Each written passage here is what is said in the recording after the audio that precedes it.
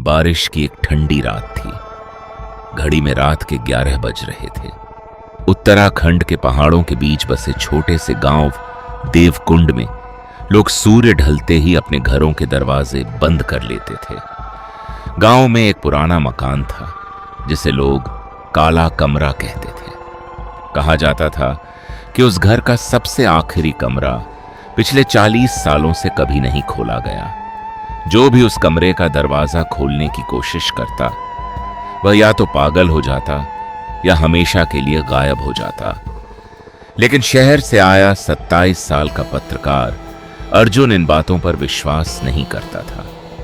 उसका मानना था कि हर डर के पीछे कोई न कोई सच छिपा होता है। अगली शाम अर्जुन कैमरा, टॉर्च और रिकॉर्डर लेकर उस मकान में पहुंचा। बाहर हवा सीटी बजा रही थी।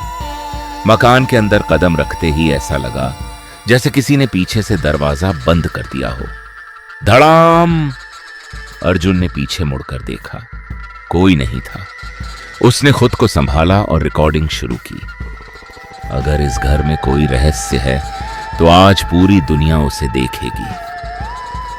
धीरे धीरे वह आखिरी कमरे तक पहुंचा। दरवाजे पर जंग लगा बड़ा ताला था, लेकिन हैरानी की बात यह थी कि ताला पहले से खुला हुआ था। अर्जुन ने दरवाजा धक्का दिया। क्रीक! दरवाजा खुलते ही बर्फ जैसी ठंडी हवा उसके चेहरे से टकराई। कमरे के बीचों बीच एक पुरानी लकड़ी की कुर्सी रखी थी और उस कुर्सी पर कोई बैठा था। सफेद कपड़ों में एक बूढ़ी औरत जिसके लंबे सफेद बाल जमीन तक लटक रहे थे। अर्जुन ने कैमरा उसकी ओर घुमाया, लेकिन कैमरे की स्क्रीन पर कुर्सी खाली दिखाई दे रही थी। उसने कैमरा हटाकर फिर देखा। औरत वहीं बैठी थी। उसके हाथ कांपने लगे। तभी रिकॉर्डर अपने आप चलने लगा। उसमें एक आवाज आई, तुम बहुत देर से आए हो। अर्जुन घबरा गया। अचानक कमरे का दरवाजा अपने आप बंद हो गया। पूरे कमरे में अंधेरा छा गया। सिर्फ बूढ़ी औरत की लाल चमकती आंखें दिखाई दे रही थीं। वह धीरे धीरे कुर्सी से उठी, लेकिन उसके पैर जमीन को छू ही नहीं रहे थे। वह हवा में तैरते हुए अर्जुन के पास आने लगी। हर कदम के साथ कमरे का तापमान गिरता जा रहा था। अर्जुन ने भागने की कोशिश की, लेकिन उसके पैर जैसे जमीन में जम गए थे। औरत उसके बिल्कुल सामने आकर रुक गई। उसने अपना चेहरा ऊपर उठाया। उसकी आंखें नहीं थीं, सिर्फ काले गहरे खाली गड्ढे। उसने फुसफुसाकर कहा, क्या तुम मेरा चेहरा देख सकते हो? इतना सुनते ही अर्जुन बेहोश हो गया। अगली सुबह गांव वाले उसे घर के बाहर बेहोश पड़े मिले।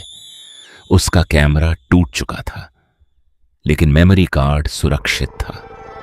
जब पुलिस ने वीडियो देखा तो उसमें अर्जुन अकेले कमरे में खड़ा दिखाई दे रहा था।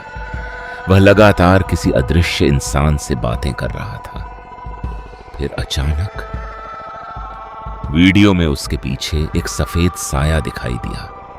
वह धीरे धीरे कैमरे की ओर मुड़ा और ठीक उसी समय वीडियो अपने आप बंद हो गया। पुलिस ने सोचा कि यह कैमरे की खराबी होगी, लेकिन असली डर तब शुरू हुआ। जिस अधिकारी ने वह वीडियो देखा, उसने उसी रात अपने घर में 3 बार किसी के दरवाजा खटखटाने की आवाज सुनी। दरवाजा खोलने पर कोई नहीं था।